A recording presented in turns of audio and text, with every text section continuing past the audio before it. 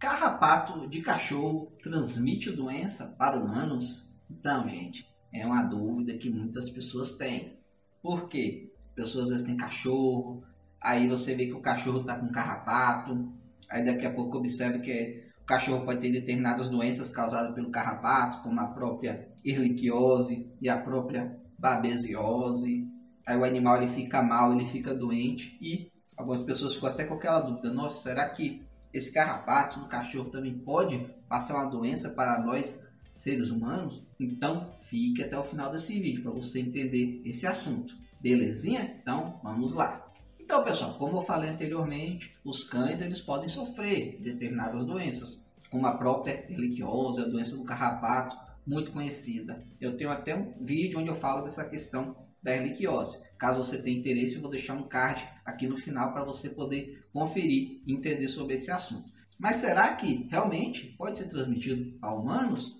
Olha, pessoal, pode acontecer sim, do humano ter algumas doenças relacionadas a carrapatos, tanto humanos quanto gatos também. Mas isso não é tão comum quanto ocorre nos cães. Eu vou explicar direitinho para vocês entenderem esse assunto.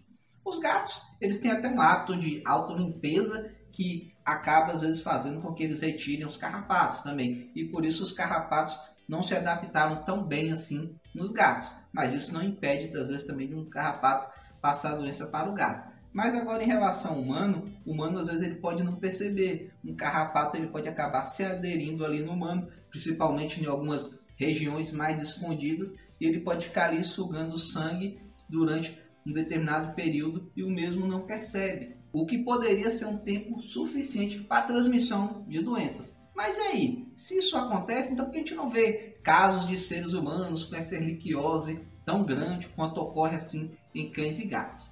Então, gente, são por algumas questões. Primeiramente, esse carrapato de cães, que é o Rhipicephalus sanguineus, ele não é comumente assim adaptado no próprio ser humano, ele não fica tanto assim no humano, ele prefere o cão. Se você tem cães ao redor, ele vai preferir se aderir, porque ele já está mais adaptado naquele hospedeiro. E além disso, a própria Ehrlichia, que causa a erliquiose em cães, como a babésia também, que causa a babesiose nos cães, ela não é tão assim adaptada também no humano. Por isso não é comum você ver o ser humano com erliquiose e babesiose, já que esses parasitos, eles não são assim grandes causadores de doenças em humanos. Eles são mais comumente causadores de doenças nos cães. Os humanos, de certa forma, são mais resistentes, apesar de existirem alguns casos raros na literatura de humanos com essas doenças.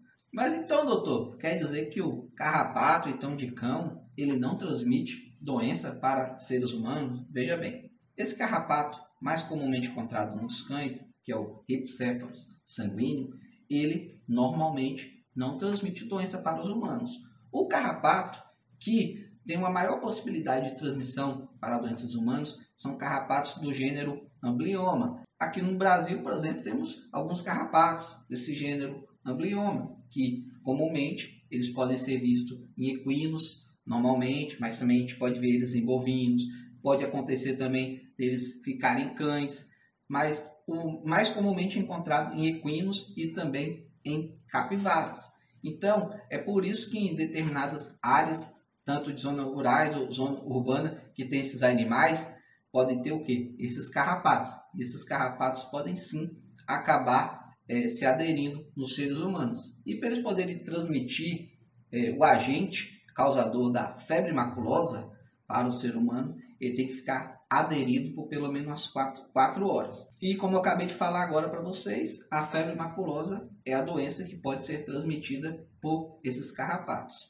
Ela é causada por um agente chamado Rickettsia. Então, o carrapato ele pode acabar transmitindo essa Rickettsia tanto para o equino quanto para o capivara e também para o ser humano. É importante destacar que essa Rickettsia ela pode ser, inclusive, ser transmitida tanto na fase de larva desses carrapatos, quanto também para os seus filhotes, ou seja, nos ovos dos carrapatos.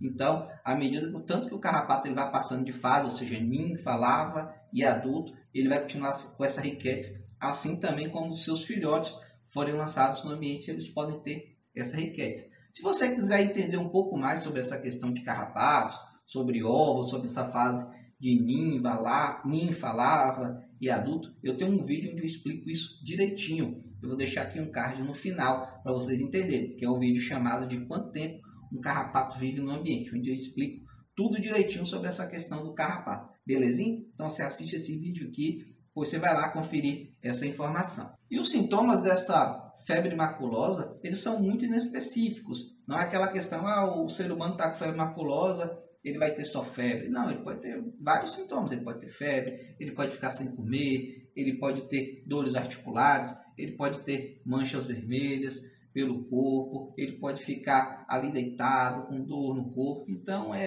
você não tem aquele sintoma específico. É bem parecido com essas doenças que estão sendo transmitidas ultimamente por mosquito aí no Brasil, quando estamos observando, como a própria chikungunya aí. Muitas pessoas elas acabam manifestando sintomatologia diferente, né? Alguns ficam ali com muita dor no corpo, outros acabam não tendo nada, outros acabam tendo só uma febre. Então isso é muito relativo por indivíduo, mas sim, pois a febre maculosa, inclusive, pode levar até a óbito. Por isso é importante tomar cuidado. Então, pessoal, se você está gostando desse vídeo até o momento, você está achando legal aí as informações, você está gostando, então vou te pedir aquele favorzinho de sempre aqui no canal. Deixa aquele like aqui para ajudar o nosso canal. E se você não for inscrito, se inscreva logo e clique no sininho de notificações para você conferir os meus próximos vídeos. Belezinha? Então, bora lá.